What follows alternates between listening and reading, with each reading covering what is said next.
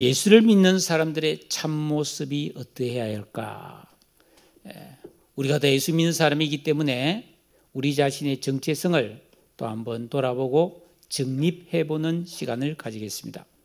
일제강점기였던 1939년에 결혼을 하지 않은 처녀의 몸으로 일본에 건너가서 일본 국회에서 회개하지 않으면 일본은 망한다고 외친 그런 인물이 있습니다. 바로 죽으면 죽으리라, 이런 책을 썼던 안이숙 사모님입니다. 평안북도에서 태어나서 선천 보성여학교에서 음악교사로 이렇게 생활하던 어느 날 그 학교의 모든 선생님과 학생들과 또 학교 직원들, 일본 형사들, 지역사회 목사, 장로들이 다 신사참배를 위해서 모였습니다. 모두가 일본의 조상신 그 신사를 향해 탁 절을 하는 이 동방요배라고 하는, 그래서 전부 다 차렷 경례 이런 전부 다 쫙 절을 하는데 이 안이숙 사모는 딱 꼼짝도 안 하고 빳빳이 서 있었습니다.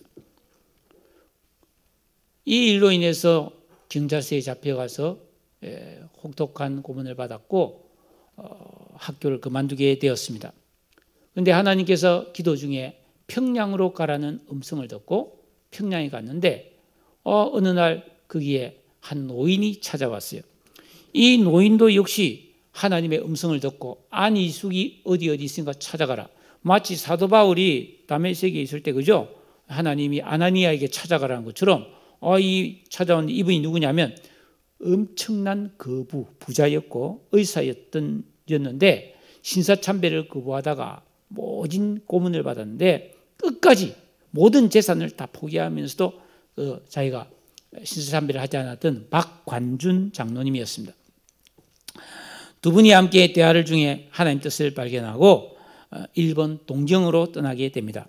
그리고 동경에서 정치인들, 목사들, 장로님들을 만나서 신사참배는 이거 하나님 앞에 죄 짓는 것이다, 우상숭배다, 이거 하지 마라, 이걸 막 알리고 다녔습니다. 그리고 일본 국회 개원 이래 그 국회 방청석에 딱 들어가가지고 신사참배는 죄라는 전단지를 확 뿌렸어요. 국회의원한테. 거기에 수많은 모든 일본의 국회의원들 그리고 외신 기자들이 있는 곳에서 우리는 하나님이 보내신 그리스도의 군사다 그러면서 신사참배를 하면은 망한다 그렇게 외치고 바로 체포됐죠.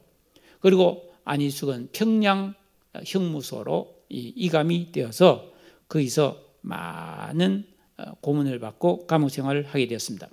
거기서 감옥 생활할 때 이 안이숙은 57번이었는데 그 자기가 이게 갇혀 있는 감옥 바로 앞에 방에 92번을 탄 미친 여자 재수가 있었습니다. 그 여자는 사연을 들어보니까 극심한 가난 때문에 17살에 60이 넘은 노인한테 시집을 갔는데 모진 학대를 견디다 못해서 그 남편을 죽이고 도망갔다가 붙잡혔는데 정신이 미쳐버렸어요. 그래서 독방에 있으면서 대소변도 못 가리고 밤낮 소리를 지르고 있었습니다. 그러니까 그 소리가 너무 귀에 거슬리고 막 밤낮 없이 하니까 잠도 못 자고 막 너무너무 괴로운데 어느 날 이 안이숙 사모가 기도하는 중에 그 여자의 그 괴성, 부르짖는 소리가 나의 영혼을 좀 구해달라는 부르짖음이 들린 거예요. 그래서 그 간수에게 저 여자와 한 방을 쓰게 해달라고 부탁합니다. 내가 한번 조용히 시켜보겠다고. 아우 잘 됐다고.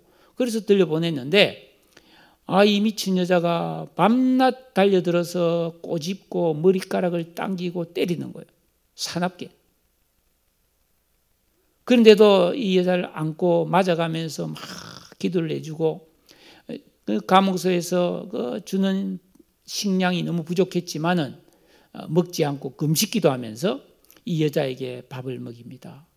그리고 밤에 너무 추운데 이 여자의 발을 가슴에 품고 은발을 녹여주면서 계속 하나님 앞에 그 여자가 잠들 때까지 기도했습니다.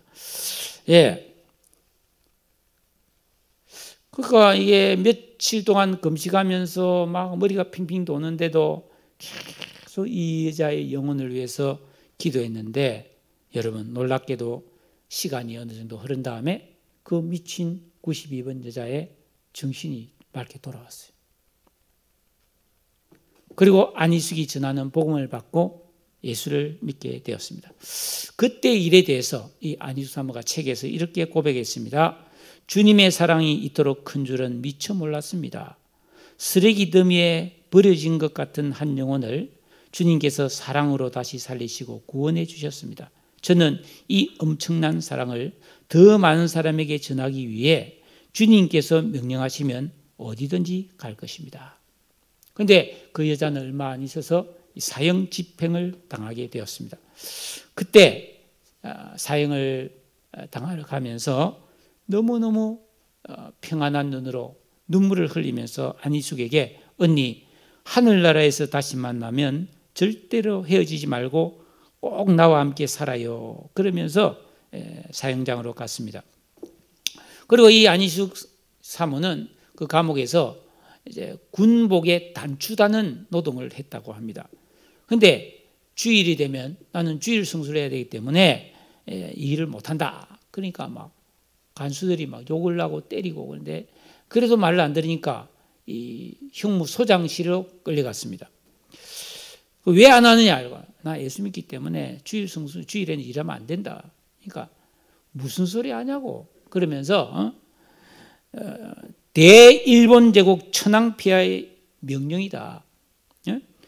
이 성스러운 전쟁을 승리로 끝내기 위해 온 국민이 한 마음으로 일하고 있는데 이건 예의가 있을 수 없다. 그러므로 천황폐하의 이름으로 너는 일을 하라고 내가 명령한다. 순종해라. 그러니까 안희숙이 물러서지 않았어요.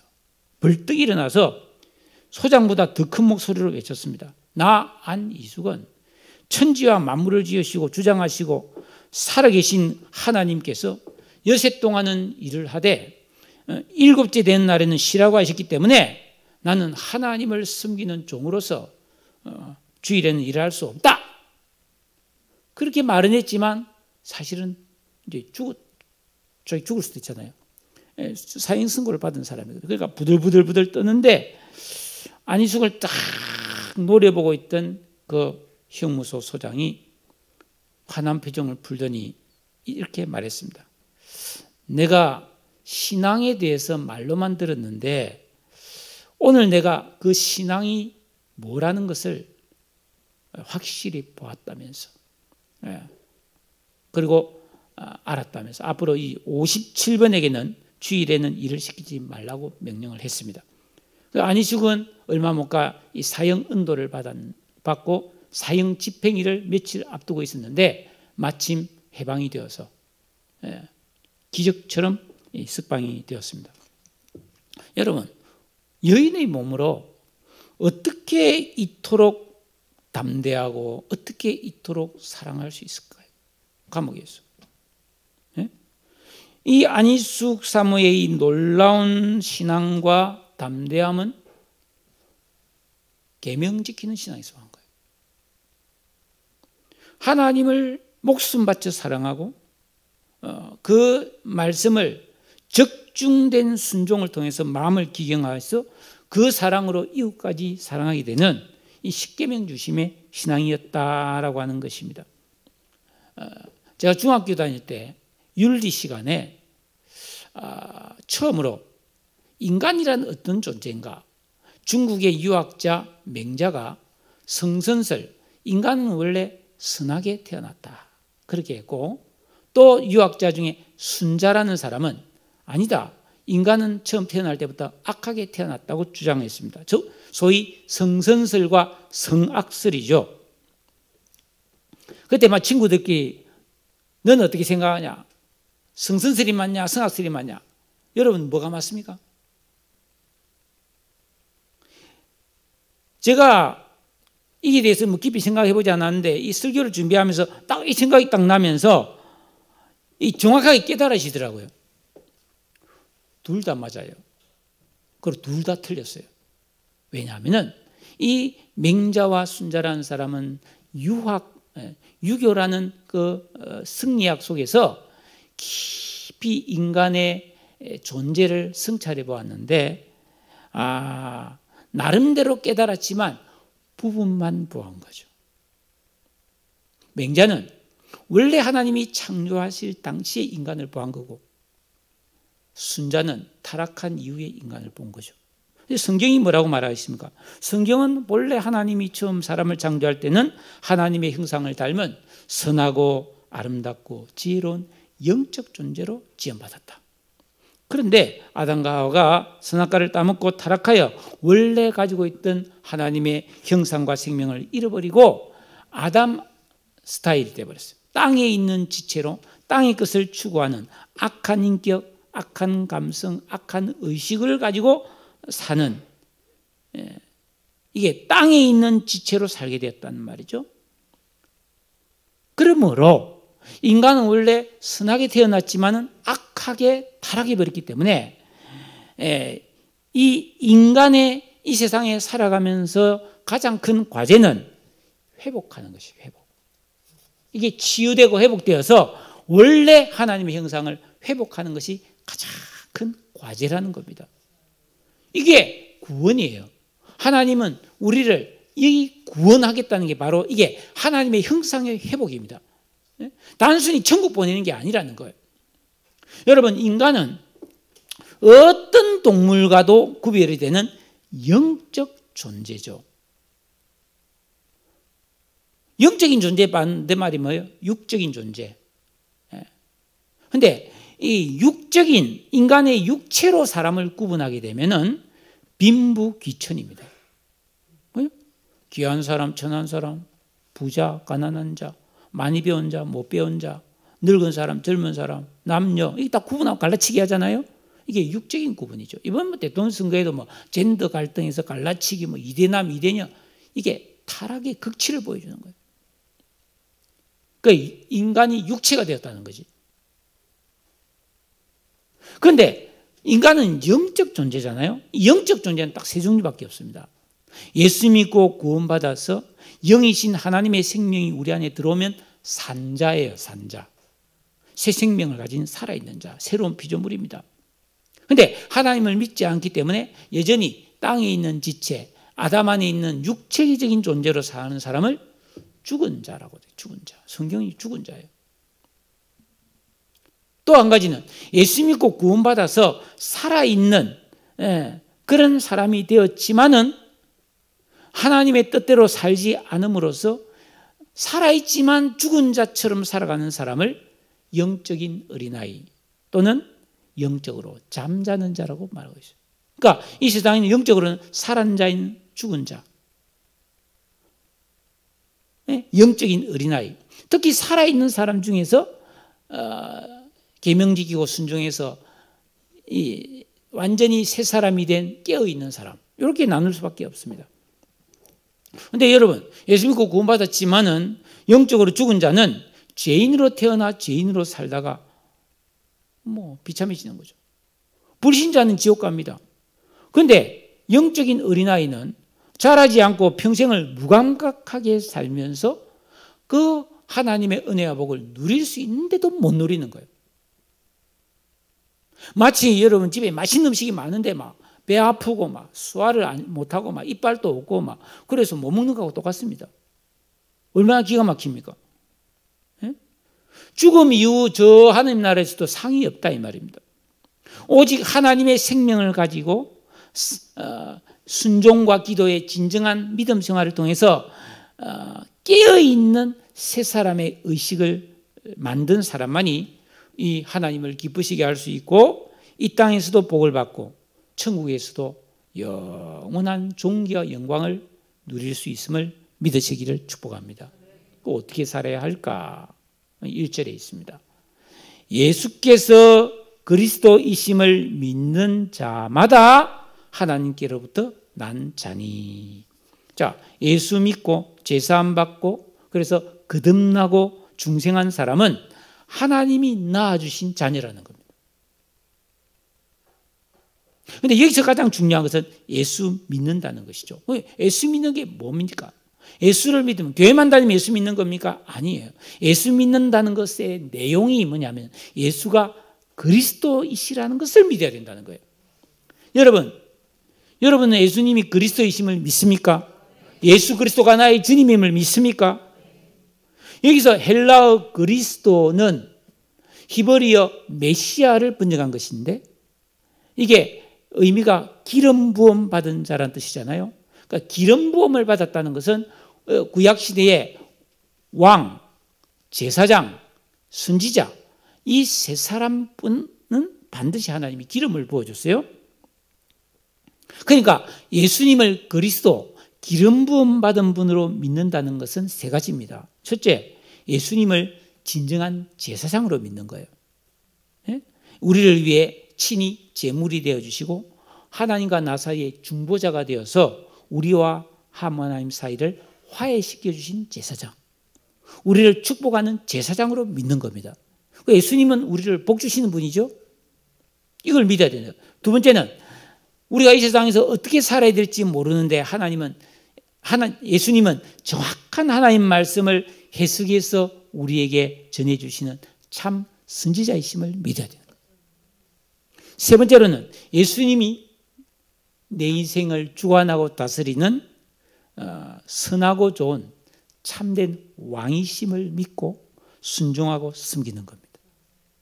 예수님이 내 인생의 진정한 제사장이요 선지자요 왕이심을 믿고 그 주님을 경외하고 섬기는 이런 믿음을 가진 사람이라면 그 사람은 마치 내 육신의 부모가 나를 낳으시고 기른 것처럼 하나님께서도 친히 나를 하나님 형상으로 하나님의 생명을 가진 자녀로 낳으시고 우리의 인생을 책임지고 양육해 주시는 분, 그런 자녀가 됨을 믿으시기를 축복합니다. 그러니까 우리가 예수를 그리스도로 믿는다는 것은 엄청난 신앙인 거예요. 이 진리를 믿는 믿음이 있다면 내 인생이 영원히 새롭고 영광스러운 신분이 되는 거예요. 이거는 돈으로도 안 되고 뭐로도 안 되는 겁니다. 오직 믿음으로만 되는 줄로 믿습니다.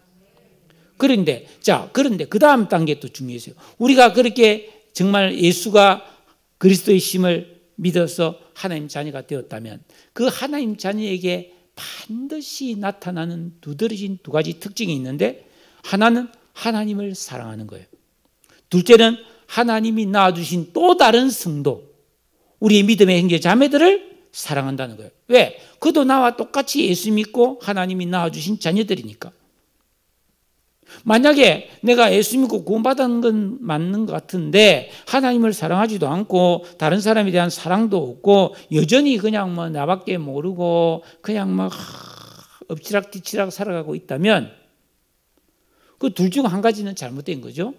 첫째는 뭐가 잘못됐냐면 내가 예수를 진짜로 믿는 사람이 아니든지 하나님 자녀가 아니든지, 또는 예수 믿고 하나님 자녀가 되었지만 신앙의 초보가 뭔지도 모르고 진정한 영적 생활과 그 삶을 믿음대로 살지 못하는 어린아이 신앙, 영적으로 잠자는 믿음일 가능성이 있다는 겁니다.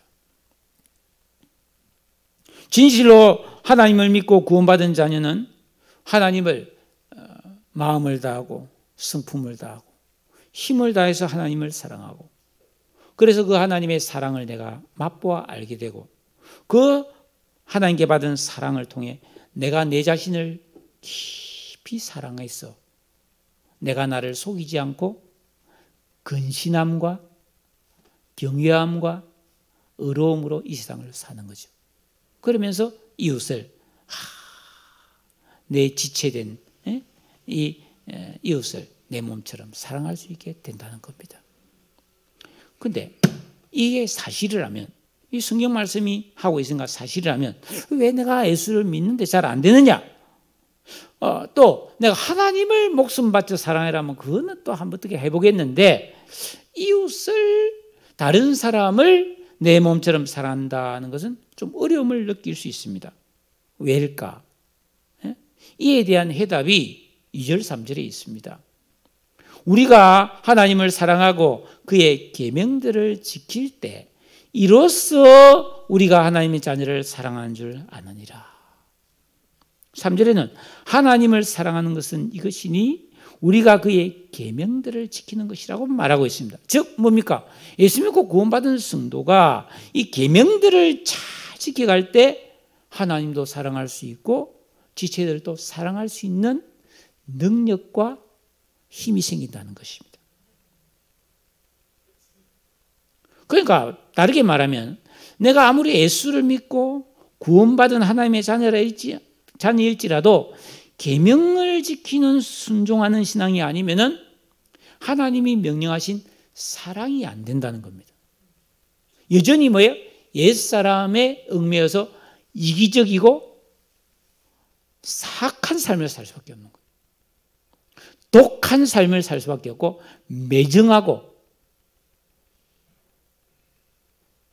추한 어두운 삶을 살 수밖에 없다는 겁니다. 그러니까 이 계명이라는 것은 예수 믿고 구원받은 사람을 정말 그리스도인답게 만들어주는 도구라는 것이죠. 그러니까 예수 믿고 예수가 그리스도의 심을 믿고 구원받은 하나님 자녀는 하나님께서 그 자녀에게 너 이것을 꼭 지켜 그러면서 친히 손으로 돌판에 기록해 주신 그 계명들을 예수님이 다시 재해석하시고 완성해서 새 계명으로 주셨잖아요. 이것을 지극히 작은 것 하나라도 무시하지 않고 철저히 지키며 순종한단 말이죠. 그러면 우리 안에 있는 뭡니까? 옛사람의 그 악한 의식들과 그 지각들, 성품들이 사탄이 견고하게 만들어 놓은 그 진들이 다 파괴되고 뽑혀져 나간다는 거예요. 그래서 예수 그리스도 안에 있는 새 사람의 청결한 양심이 만들어지는데 이게 신의 성품, 원래 하나님 안에 있는 성품이 우리 안에 있는 것이 회복되는 거예요. 그게 뭡니까? 베드로서 1장에 믿음의 덕을, 덕의 지식을, 지식의 절제를, 질제의 인내를, 인내의 경건을, 경건의 형제 우애를, 형제 우애의 사랑을 더하는 거예요. 갈라디아서에서 나오는 5장에 나오는 성령의 9가지 열매, 사랑과 희락과 화평과 오래 참음, 자비, 양선, 충성, 온유, 절제 이런 우리 안에 원래 없던 새로운 성품이 마치 나무에 막 사과가 열리듯이 포도가 달리듯이 그렇게 열매를 맺게 된다는 거예요. 그런 사람이 팔복을 누리게 되고 성도 간에 진정한 사랑을 나누게 되는데 그 사랑이 고린도전서 13장에 사랑은 언제나 오래 참고 하는 그 사랑이에요. 그냥 막 부모가 우리 자식 사랑한다. 그 사랑이 고린도전서 13장처럼 안 되잖아요. 오래 참아집니까? 언제나 의로워집니까? 아니잖아요.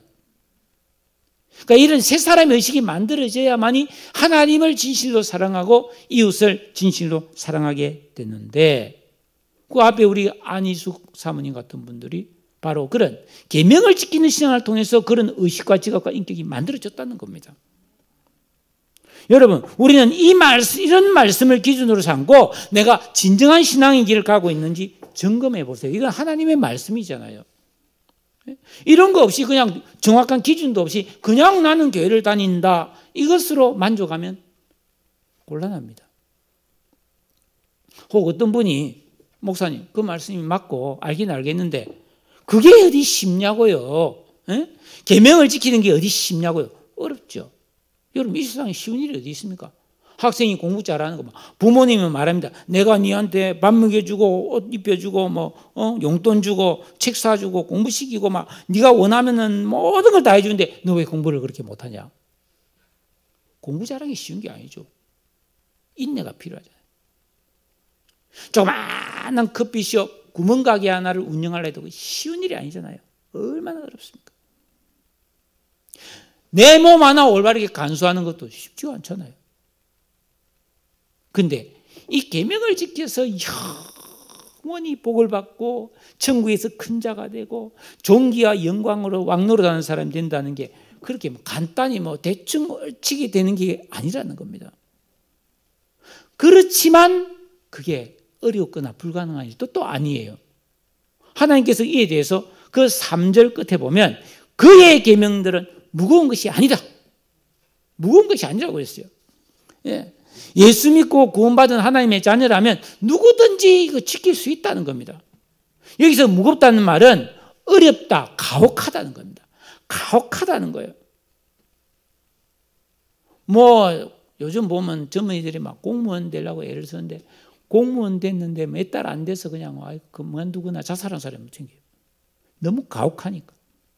매일 밤 12시 퇴근하게 하고 업무가 끝이 없고 또 뭐 잘 가르쳐주지도 않고 그러니까 막 절망해서 그런 뉴스가 나오잖아요. 근데 이 하나님의 말씀을 순종하며 사는 것은 그런 가혹하고 무거운 것이 아니다. 왜? 하나님은 사랑과 자비가 풍성하시고 우리를 자녀로 삼았잖아요. 우리 자녀에게 우리의 성정을 아는 하나님께서 우리에게 불가능한 계명을 지키라고 하실 리가 절대로 없어요. 여러분 가정에서 한 서너 살, 대여섯 살 아니면 초등학생쯤 되는 아이에게 명절에 야, 니 이거 기름 벌벌 끓여서 튀김 좀 해라. 그런 거 시킵니까? 애들한테 그런 거 안 시키죠. 너 전을 좀 붙여라. 뜨거운 후라이팬에 기름 뿌려가면서 전을 뒤집어라. 애들한테 그런 거 안 시킵니다. 아무리 피곤해도 내가 우리 어린 자녀가 면허증도 없는 자녀에게 야, 니 운전 좀 해라. 절대로 안 시키죠. 그럴 능력이 없습니다. 그런데 여러분, 그 아이가 자라면 가능해집니다. 20대가 넘고 이렇게 이제 성숙되면 가능하죠. 오늘 예배 전에 우리 반주를 했던 우리 최정윤 자매나 우리 최정식 형제나 우리 저기 앉아 있는 우리 서하민 형제도 다 어릴 때 내가 첫돌 그럴 때 봤던 애들이거든요. 앞에 와서 크리스마스 날 재롱잔치하고 이랬던 게 엊그제 같은데 어느새 자라서 이제 반주도 하고 다 대학생이 됐습니다. 다들 아기였는데 제 몫을 하는 거예요. 우리 선율이도 이제 방송반에서 주중에 열심히 방송 틀고 또 유튜브 올리고 다 합니다. 대견하잖아요. 그러나 여러분, 개나 소나 원숭이는 10년, 20년 아무리 가르쳐도 절대로 사람처럼 피아노를 못 치고 방송 일을 못 합니다. 무슨 말입니까? 예수 믿고 구원받지 않은 사람이라면 하나님을 사랑하고 이웃을 사랑하는 게 불가능하지만 예수가 그리스도이심을 믿고 하나님의 자녀가 된 자녀는 그 예수님을 왕으로 대제사장으로 선지자로 믿고 이 하나님이 지키라고 명하신 계명을 지키면서 내 마음을 갈아보면은 우리 안에 있는 길가 돌밭 가시밭이 기용되면서 옥토가 되듯이 하나님이 주시는 새 사람이 되어서 하나님 말씀의 순종이 얼마든지 가능한 줄로 믿습니다. 그래서 신명기 30장 11절에 내가 오늘 너에게 명령한 이 명령은 너에게 어려운 것도 아니요 먼 것도 아니라 너가 이를 행할 수가 있다라고 말씀하고 있는 것입니다. 우리는 이 사실을 믿고 결단을 내리고 이 진정한 신앙생활을 내가 해야 되겠다고 결심을 하고 새 출발하시기를 축복합니다. 성경은 이렇게 하나님 말씀 지켜야 되는구나, 계명대로 살아야 진정한 신앙생활이 가능하구나 하고 딱 깨닫고 뛰어든 사람을 신앙의 초보가 된 사람, 기초가 된 사람이라고 말하고 있고, 이것을 비유적으로 땅의 계절의 질서에 맞게 심겨진 씨앗이라고 말하고 있는 거예요. 심겨진 씨앗. 여러분, 이 봄철에 땅을 착 골아가지고 거름을 주고 그 씨를 딱 뿌리면 반드시 싹이 나서 자라게 되어 있습니다. 그러니까 이런 진정한 신앙을 올바르게 깨달은 초보에서 딱 결단하고 순종을 시작하면 반드시 그 사람은 성장하고 꽃이 피고 열매를 맺게 된다고 하나님은 약속해 주셨습니다. 이 신앙으로 사는 사람만이 하나님의 은혜와 복을 정말 누리고 영원히 누리게 되는 줄로 믿습니다. 그래서 4절 말씀이 있는 거예요. 4절 다 같이 읽어볼까요? 시작.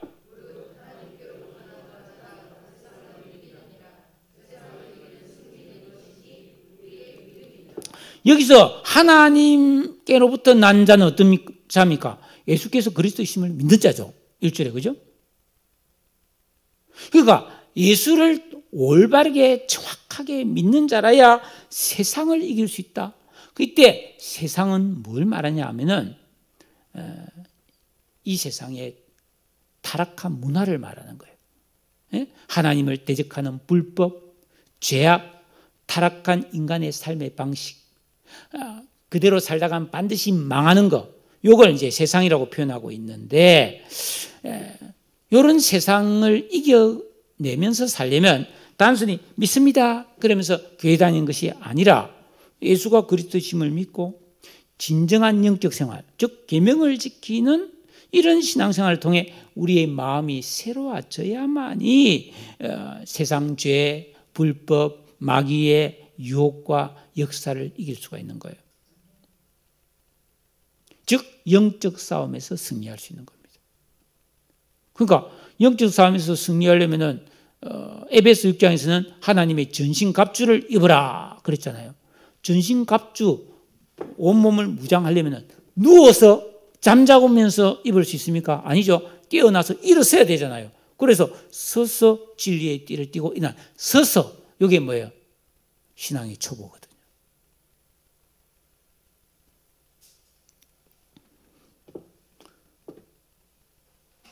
이 세상을 이길 수 있는 능력은 어디서 나오느냐? 이런 순종과 기도의 진정한 믿음 생활을 통해서 우리 안에 있는 세 사람의 의식과 지각과 인격이 만들어지게 되면은 매 순간 하나님의 인도를 받아 살 수 있어요. 성령의 지시와 감동을 받을 수 있습니다. 그러니까 여러분들 중에도 지금 계명을 나름대로 지키려고 애를 쓰는 사람이 있는데 이게 어느 정도 되고 나면은 성령의 영감이 오게 돼 있어요. 우리가 뭘 해야 되겠다는 강한 느낌들이 오고 있습니다. 그럴 때 민감하게 그 말씀에 순종을 해야 됩니다. 그래야 영적으로 한 단계 더 올라설 수 있거든요. 올바른 분별력을 딱 사용해서 선악과 유익한 것과 무익한 것을 선택하며 살 수 있기 때문에 세상을 이깁니다.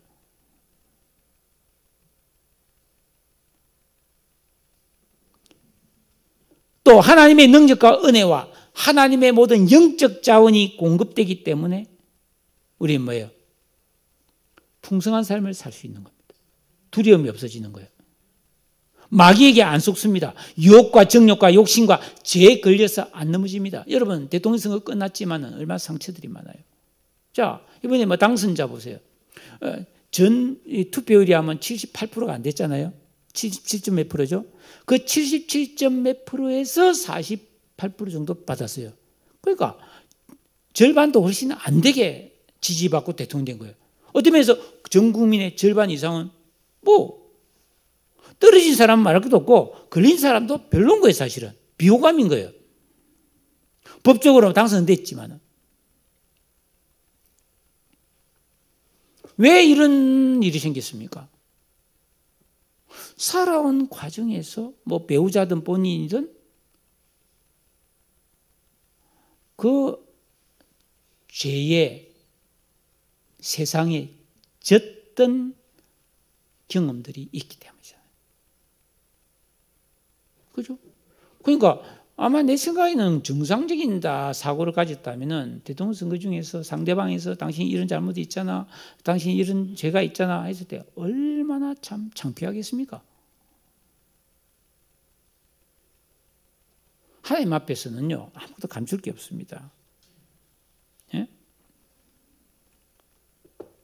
그러니까 예수 믿고 구원받은 성도는 이렇게 계명을 지키고 순종하면서 계명이라는 딱 정확한 기준을 가지고 살아야 세상의 악함과 타락과 죄악을 극복하고 이겨내고 영적으로 승리하는 삶을 살 수 있는 거예요.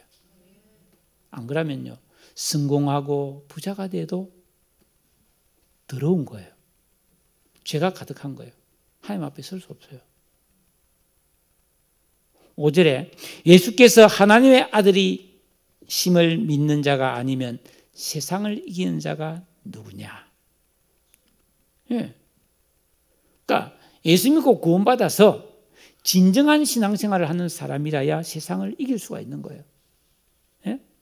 자, 며칠 전에 제가 보는 신문에 김하중 장로의 간증이 실렸습니다. 이 김하중 장로님은 그 하나님의 대사라는 책을 써서 아주 유명해졌죠. 예. 저분은 이제 김대중 대통령 정부 때에 이제 중국 대사를 지냈는데 역대 가장 오랫동안 중국 대사를 했고 그 수많은 우리나라와 중국 사이의 외교 현안들을 저분은 기도로 다 풀어냈어요. 중국에서도 굉장히 존중을 받았던 사람입니다. 그리고 나중에 통일부 장관이 돼서 평양 방문 때도 갔다 왔는데 그때 이제 이분이 그 외교 일을 한다는 게 얼마나 힘들겠어요. 국가 간의 첨예한 이익이 왔다 갔다 하는데 근데 정말 하나님의 성령의 인도를 받아가면서 했거든요. 이분은 철저한 기도의 사람입니다. 이번에 이제 인터뷰가 몇 년 만에 처음 실렸어요. 왜냐하면 제가 기도하는 사람이기 때문에 섣불리 말할 수 없고 하나님이 허락하는 것만 하기 때문에 10년 넘게 인터뷰를 안 했다 하더라고.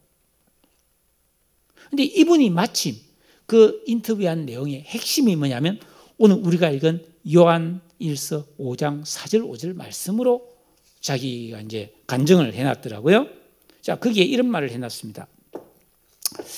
내가 평생 외교관으로 국제무대에서 참 활동을 했는데 이 세상은 전쟁터입니다.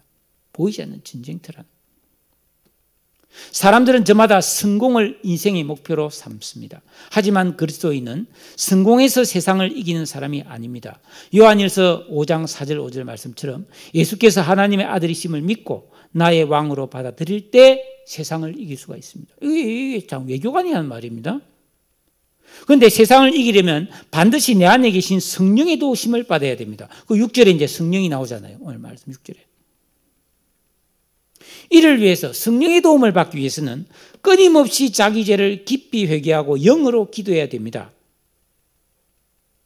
그러니까 회개를 하려면 여러분 계명을 지켜야 회개가 됩니다.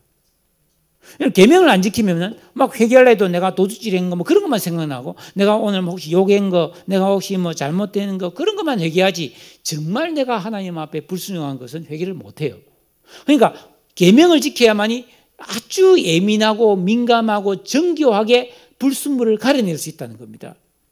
그래서 이렇게 죄를 깊이 회개해서 기도할 수가 있는 거예요. 그렇게 이런 삶을 살려면 반드시 그리스도인들이 지켜야 될 게 있는데 첫째, 내가 누군가를 알아야 된다는 거예요. 정체성을 지켜야 된다는 거예요.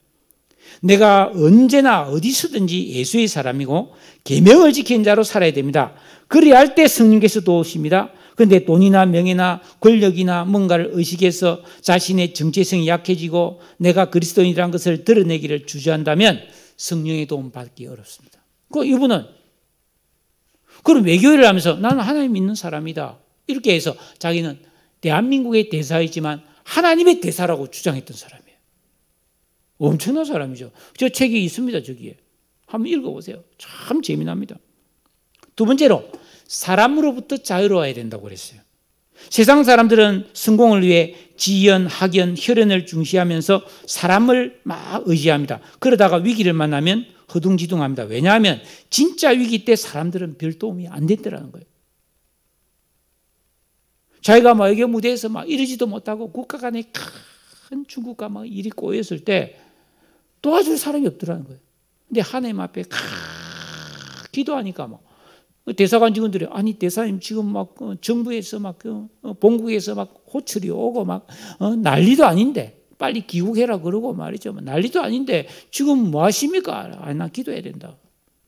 전화 안 받고 기도하는 거예요. 외교부 장관이 전화도 안 받고 기도하는 거예요. 근데 해결이 되는 거예요. 그 시간을 통해서 하나님 역사하시는 거예요. 네? 여러분 사람을 의지하지 않고 하나님을 믿고 성령님의 도심을 구하면서 열심히 기도할 때 우리는 하나님 주신 지혜로 바른 길을 찾을 수 있고 세상 사람들이 감당할 수 있는 담대함을 가지고 일을 처리하면서 승리를 맛볼 수 있다고 되어 있어요. 또 돈을 지나치게 중요시 여기고 사랑하면 안 된다. 예수께서 말씀하신 것처럼 하나님과 재물을 결코 둘 다 섬길 수 없다. 돈을 지나치게 사랑하면 성령의 도움, 하나님 도움 받는 것이 아주 어려워진다.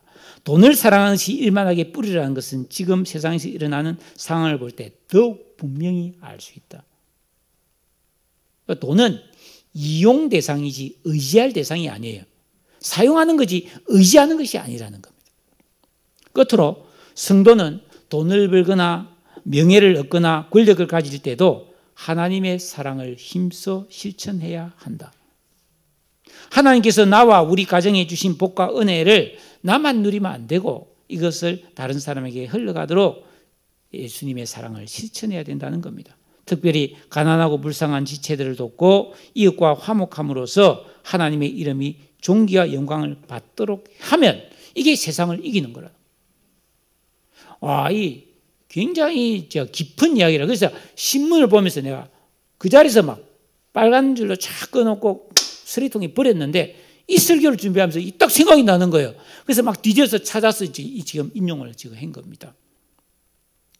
여러분, 이렇게 내가 예수님을 믿는 그리스도인이라는 확실한 정체성, 하나님 자녀다.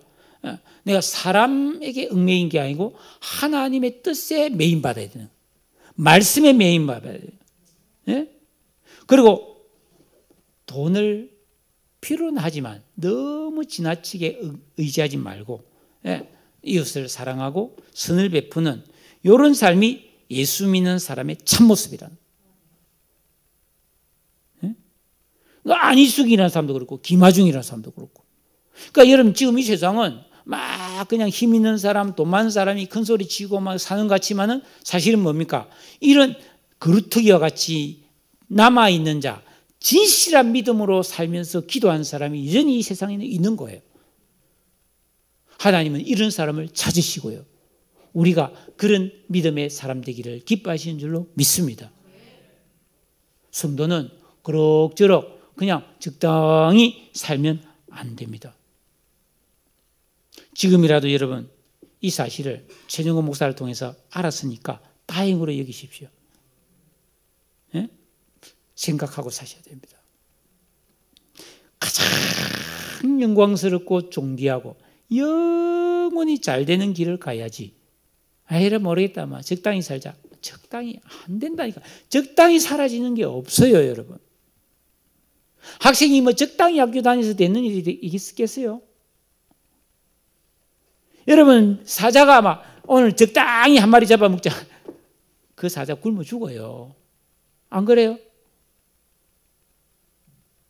적당히 카페 하나 차려서 적당히 그냥 살자. 절대로 안 됩니다. 적당히 되는 게 뭐가 있습니까? 있어요. 하물며 이 세상 일도 그렇거늘 영원히 잘 되는 이 길을 우리가 적당히 가서 되겠습니까? 예수님은 적당히 우리를 구원한 게 아니고 어마어마한 고난을 겪고 십자가에 달려 죽으시면서 정말 물과 피를 다 쏟으면서 우리를 구원하셨어요. 적당히가 없습니다, 여러분. 적당히는 마귀의 유혹이에요. 우리를 멸망하게 하는 속임수예요. 그러니까 여러분, 이 세상 별거 있나? 좀 즐기면서 살다가 가는 거지. 아닙니다, 여러분. 그런 거 없어요. 사도 바울은 나는 하나님이 위에서 부르신 부름을 내가 알기 때문에 그리스도 안에서 힘을 다하여 달려간다. 그렇게 말했습니다. 여러분, 이 세상에서 진정한 쉼은 없어요. 잠언에 보니까요, 이 세상은 다 수고하는 사람들 뿐이다. 근데 간혹 수고 안 하는 사람이 있고 게으르고 나태한 사람이 있는데 이 사람은 너무너무 미련하고 자기 몸을 상하게 한다. 이렇게 되어 있어요. 즉 게으르면 몸이 상하는 거예요. 정신도 상하고 몸도 상해버려요. 근데 이 세상에는 진정한 만족은 없지만은 수고하며 선을 행하며 낙을 누리는 것이 그래도 가장 최선이라고 솔로몬이 말했더라고요. 여러분, 어차피 수고하는 거 진짜 중요한 나에게 영원히 복이 되는 이 믿음의 수고를 할 수 있기를 축원합니다. 우리 이 길을 갑시다. 저는 열심히 여러분을 한 발짝 앞에서 안내할 테니까 우리 같이 이 진정한 믿음의 길을 갑시다. 그리스도인의 참모습을 내 안에서 이루어내고 꽃 피우고 열매 맺자는 겁니다. 좀 있으면 이제 개나리도 피고 벚꽃도 피고 목련도 피고 꽃이 피어날 겁니다. 그러면 와, 저 나무가 벚꽃나무구나, 저 개나리 나무구나 우리 알게 되잖아요. 우리가 그리스도인답게 살 때 저 사람 그리스도인이라는 게 분명히 알게 되는데, 가장 중요한 것은 하나님이 그래 네가 진짜구나, 아브라함에게 네가 이제서야 나를 경외한 줄 내가 알았다 하면서 그 아브라함에게 대적의 문을 취하는 영원한 영적 승리자의 축복을 줬습니다. 여러분, 승리자로 살아갈 수 있기를 축복합니다. 예수께서 하나님 아들이심을 믿는 자가 아니면 세상을 이기는 자가 누구냐? 없다 이 말이에요. 말씀과 성령의 능력을 가지고 세상을 이기는 우리 모든 성도님 되시기를 주님의 이름으로 축복합니다. 기도하겠습니다. 오늘 이 말씀 우리 생각하면서, 하나님, 내가 예수 믿는 사람의 진정한 모습이 내 안에서 꽃이 피고 열매가 맺어지도록 내가 이 거룩한 길을 가기를 원합니다. 예수가 그리스도이심을 믿고 하나님의 자녀된 자답게 이런 정체성을 가지고 내가 하나님을 사랑하고 이웃을 사랑하는 이 성품이 만들어지도록 순종과 기도, 이 진정한 영적 생활에 힘쓰게 하여 주시옵소서. 우리 다 같이 한번 통성으로 기도하겠습니다. 사랑의 주님, 감사와 찬송과 영광을 돌려드립니다.